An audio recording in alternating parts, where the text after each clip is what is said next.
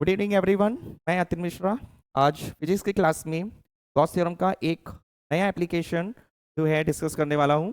ठीक है, इस एप्लीकेशन में हमें क्या देखना है, क्या फाइंड आउट करना है? Electric field due to thin plane sheet of similar charges.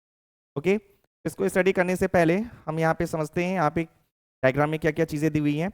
यहाँ पे डायग्राम में दो प्लेटें हैं, प्लेट 1 है और प्लेट 2 है। प्लेट 1 पे भी पॉजिटिव चार्ज है और प्लेट 2 पर भी हमारा क्या है, पॉजिटिव चार्ज है। मतलब दोनों जो है प्लेट सेम पोलैरिटी की, इस पर भी पॉजिटिव चार्ज है और इस पर भी पॉजिटिव चार्ज है। लेकिन अगर इनकी सरफेस चार्ज डेंसिटीज डिफरेंट है, सरफेस चार्ज डेंसिटी को हम लोग सिग्मा से रिप्रेजेंट करते हैं। तो प्लेट 1 का जो सरफेस चार्ज डेंसिटी क्या है, सिग्मा 1, और प्लेट 2 का सरफेस चार्ज डेंसिटी हमारा क्या है, सिग्मा 2। ठीक है, तो इन दोनों पैरेलल प्लेट्स की वजह से हमें यहाँ पे क्या फाइंड आउट करना है, डिफरेंट डिफरेंट पॉइंट्स पे इलेक्ट्रिक फील्ड को फाइंड आउट करना है। किन पॉइंट्स पे हमें इलेक्ट्रिक फील्ड को फाइंड आउट करना है? देखिए, पॉइंट पी, पॉइंट क्यू और पॉइंट आर। इन पॉइंट्स पे हमें इलेक्ट्रिक फील्ड को फाइंड करना है। ठीक है, तो वन बाय वन हम यहाँ से फिर से स्टार्ट करते हैं। प्लेट 1 की अगर हम लोग बात करते हैं, प्लेट 1 से अगर हम लोग पी पॉइंट की बात करते हैं, तो एट पॉइंट पी जो इलेक्ट्रिक फील्ड बनेगा प्लेट 1 की वजह से क्या बनेगा, और उस इलेक्ट्रिक फील्ड की डायरेक्शन क्या होगी, क्योंकि इलेक्ट्रिक फील्ड हमारी वेक्टर क्वांटिटी है, तो इसमें मैग्नीट्यूड भी होगा और डायरेक्शन भी होगी। तो जरा ध्यान देते हैं, प्लेट 1 की वजह से पी पॉइंट पे जो इलेक्ट्रिक फील्ड बनेगा उसकी जो डायरेक्शन होगी वो किधर की तरफ होगी? पॉइंट से हम लोग देखते हैं, तो पॉइंट से अगर हम देखेंगे तो इसकी डायरेक्शन किधर की तरफ होगी? Outward direction. तो आउटवर्ड डायरेक्शन का मतलब क्या है? प्लेट 1 जो इलेक्ट्रिक फील्ड पी पॉइंट पे बना रही है, इसकी डायरेक्शन ये हो गई, यानी कि इसको हमने नाम दे दिया क्या, E1। ठीक है, वेक्टर क्वांटिटी है इसलिए इसका हमने नाम दिया क्या, E1। ओके, ठीक, उसी प्रकार से हम यहाँ पे प्लेट 2 की अगर हम लोग बात करते हैं, तो प्लेट 2 भी अगर सेम पॉइंट पी पे इलेक्ट्रिक फील्ड बना रही है तो उसकी डायरेक्शन किधर की तरफ होगी? तो ये भी आउटवर्ड, यानी कि जिस तरफ हमारा पॉइंट होगा उसी तरफ फील्ड की डायरेक्शन होगी। तो इसने भी सेम पॉइंट पे जो इलेक्ट्रिक फील्ड बनाया है इसकी भी डायरेक्शन सेम कर। तो E1 और E2 दोनों जो है वो हमारे किस डायरेक्शन में होंगे? Same direction. ओके, तो अब अगर हम यहाँ पे दोनों की वजह से इलेक्ट्रिक फील्ड लिखें तो क्या लिखेंगे?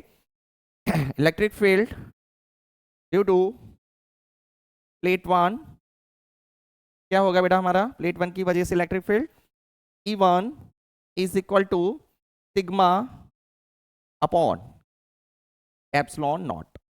ठीक है, क्या होगा? E1 is equal to sigma upon 2 epsilon naught. इसी तरीके से electric field due to plate 2, यहां से इसका इलेक्ट्रिक फील्ड क्या मिलेगा? E2 that is equal to sigma upon epsilon naught. अच्छा, थोड़ा ध्यान दीजिएगा, क्या दोनों की यहाँ पे सरफेस चार्ज डेंसिटी डिफरेंट है? सर यस, सिग्मा पहली प्लेट के लिए अगर हम लोग सरफेस चार्ज डेंसिटी ले रहे हैं तो सिग्मा 1, और सेकंड के लिए लिखेंगे तो ये हमारी क्या हो जाएगी, surface charge density sigma 2। Okay, तो E1 और E2 ये दोनों इलेक्ट्रिक फील्ड जो है अलग अलग प्लेट्स के लिए हैं सेम पॉइंट पे। तो अगर हम इसका यहाँ से नेट इलेक्ट्रिक फील्ड निकालें, क्या निकालें? Net electric field. तो नेट इलेक्ट्रिक फील्ड हमारा यहाँ से क्या हो जाएगा? See, net electric field at point P क्या मिलेगा? देखिए, E net should be equal to, दोनों की डायरेक्शन जरा देखिए।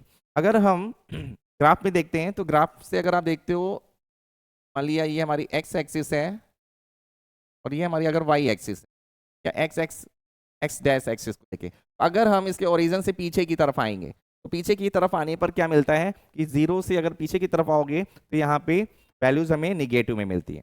तो दोनों के मैग्नीट्यूड अगर आप लिखेंगे तो कैसे लिखेंगे? कंडीशन में यहाँ पे क्या होगा, दोनों की डायरेक्शन सेम है तो इलेक्ट्रिक फील्ड आपस में क्या होने चाहिए, ऐड होने चाहिए। ठीक है, it should be E1 plus E2। तो E नेट हमारा यहाँ से क्या मिलेगा? ठीक, E1 की वैल्यू क्या हो जाएगी? यहाँ से वैल्यू अगर आप वेक्टर फॉर्म में लिखेंगे, बेस साइन हम लोग लिखेंगे, क्या लिखेंगे? Minus sigma 1 upon 2 epsilon not, और प्लस माइनस दूसरे ब्रैकेट में क्या लिखेंगे? Minus sigma 2 upon 2 epsilon not. ये हमारी जो है टोटल वैल्यू हो जाएगी, means it will be the net electric field. ठीक है, तो हमने इसको साइन के टर्म्स में रिप्रेजेंट कर दिया। ओके, ठीक, उसी तरीके से अगर हम पॉइंट Q की बात करते हैं, ओके, अगर हम पॉइंट Q की बात करते हैं, see again eight point Q, तो पॉइंट Q पे जो इलेक्ट्रिक फील्ड बनेगा, जरा देखिएगा पॉइंट Q पे इलेक्ट्रिक फील्ड कैसे बन रहा है और किस डायरेक्शन में बन रहा है। पॉजिटिव प्लेट, यानी कि फर्स्ट प्लेट जो है हमारी, प्लेट 1 की वजह से जो Q पॉइंट पे जो इलेक्ट्रिक फील्ड बन रहा है वो उसी पॉइंट के डायरेक्शन के अलॉन्ग बनेगा, यानी कि हमारा क्या बन जाएगा Q, यानी कि फर्स्ट इलेक्ट्रिक फील्ड E1 बनेगा। ये हमारा इलेक्ट्रिक फील्ड क्या बना E1। और प्लेट 2 ने जो सेम पॉइंट Q पे इलेक्ट्रिक फील्ड बनाया है उसकी डायरेक्शन क्या बनेगी आउटवर्ड, यानी कि इसकी भी डायरेक्शन क्या हो जाएगी E2। ठीक है, तो एट पॉइंट Q जो नेट इलेक्ट्रिक फील्ड बन रहा है इसके अगर आप डायरेक्शन देखेंगे तो डायरेक्शन ये दोनों एक दूसरे की क्या है अपोजिट है। ठीक है, तो यानी कि अगर इलेक्ट्रिक फील्ड लिखेंगे तो E1 मैं डायरेक्ट लिख रहा हूं यहाँ पे, नेट इलेक्ट्रिक फील्ड की वैल्यू अगर लिखूंगा तो कैसे लिखूंगा जरा देखिए, E net that is equal to, अच्छा ये इलेक्ट्रिक फील्ड ओरिजिन से राइट हैंड साइड में जा रहा है तो इसमें तो पहले से हम लोग डायरेक्टली यही लिख लेंगे E1 प्लस E2। ठीक है, अब अगर हम इसकी वैल्यू लिखेंगे डायरेक्ट फॉर्मूले के टर्म्स में तो क्या लिखेंगे, E net that is equal to E1 की वैल्यू क्या हो जाएगी sigma 1 upon 2 epsilon naught, okay, plus तो ब्रैकेट में कर लेते हैं, ओके E2 की वैल्यू जरा देखिए अपोजिट डायरेक्शन में जा रहा है तो यानी कि ये वैल्यू क्या हो जाएगी हमारी minus sigma 2 upon 2 epsilon not. Basically यहाँ पे जो नेट इलेक्ट्रिक फील्ड हमें मिलेगा वो नेट इलेक्ट्रिक फील्ड क्या मिलेगा see, that is E net equal to sigma 1 upon 2 epsilon not minus sigma 2 upon 2 epsilon not. ये हमारा जो है ये हमारा क्या हो जाएगा नेट इलेक्ट्रिक फील्ड हो जाएगा।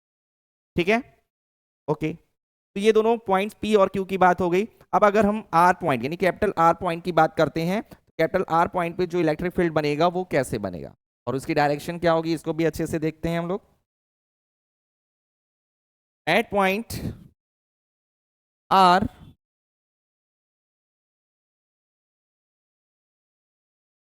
पहले यहाँ पे डायरेक्शन जरा देखिए, R पॉइंट पे प्लेट 1 जो इलेक्ट्रिक फील्ड बनाएगी वो आउटवर्ड डायरेक्शन में बनाएगी दैट इज E1, और प्लेट 2 भी जो इलेक्ट्रिक फील्ड बनाएगी ये भी आउटवर्ड डायरेक्शन में बनाएगी क्योंकि पॉइंट हमारा इसी तरफ है। तो दोनों के जो नेट इलेक्ट्रिक फील्ड बनेंगे E नेट इसकी वैल्यू क्या हो जाएगी E1 प्लस E2। ठीक है, अब जरा ध्यान दीजिए कोऑर्डिनेट में अगर आप देखेंगे तो दोनों पॉजिटिव एक्स एक्सिस की तरफ जाएंगे तो यहाँ पे जो दोनों वैल्यूज होंगी वो हमारी क्या होंगी, तो ये क्या हो जाएंगी E net that is equal to E1 की वैल्यू क्या है हमारी sigma 1 upon 2 epsilon naught plus E2 की भी वैल्यू क्या हो जाएगी सिग्मा 2 अपॉन 2 एप्सिलॉन नॉट। ठीक है, ये हमारे जो है कुछ बेसिक फॉर्मूलेज हैं।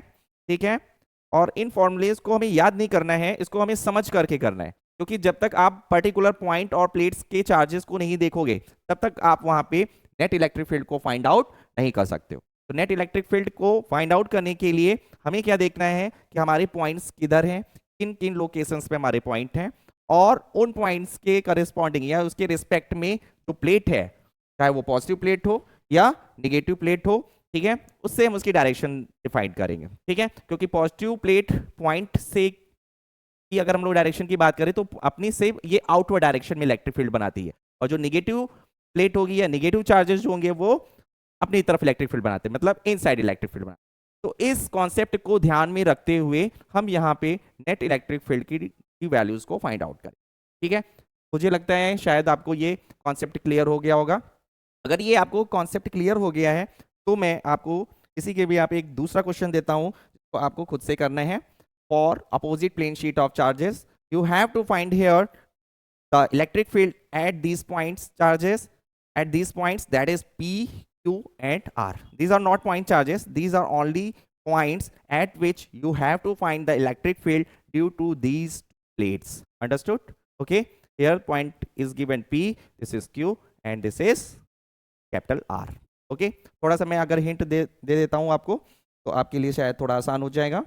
आप लोग एक बार देख लीजिएगा, यहाँ पे मैं इलेक्ट्रिक फील्ड की डायरेक्शन आपको एक बार बता दे रहा हूँ और बाकी का नेट इलेक्ट्रिक फील्ड आप यहाँ पे खुद से फाइंड आउट करेंगे। ठीक है, चलो देखिए प्लेट 1 जो है पॉजिटिव चार्ज प्लेट है और पॉइंट P है। हमने आपको बताया कि पॉजिटिव प्लेट हमेशा अपने से आउटवर्ड इलेक्ट्रिक फील्ड बनाती है, तो यहाँ पे जो इसकी इलेक्ट्रिक फील्ड की डायरेक्शन हो जाएगी वो क्या हो जाएगी E1। ठीक है, लेफ्ट साइड में।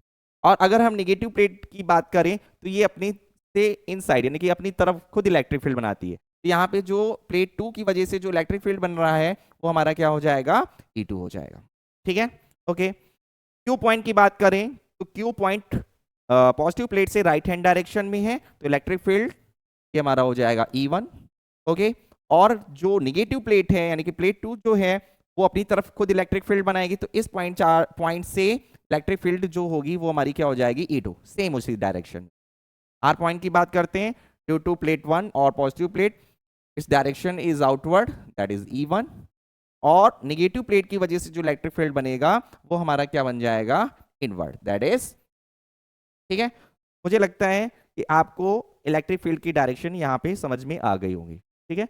नेट इलेक्ट्रिक फील्ड आप लोग यहाँ पे अपने आप से फाइंड आउट कर सकते हो, ठीक है। एक बार अगर आप ट्राई करिएगा, अगर नहीं आ रहा है कमेंट बॉक्स में आप लिखिएगा, ठीक है। मैं आपको फिर से इक्वेशन के फॉर्म में लिखना, ठीक है। तो आप कह सकते हैं ये आपके लिए होमवर्क है और इक्वेशन के फॉर्म में आपको फाइंड आउट, ठीक है। Is it clear to everyone? Okay, ठीक है। I will wait for your answer, okay. Thank you.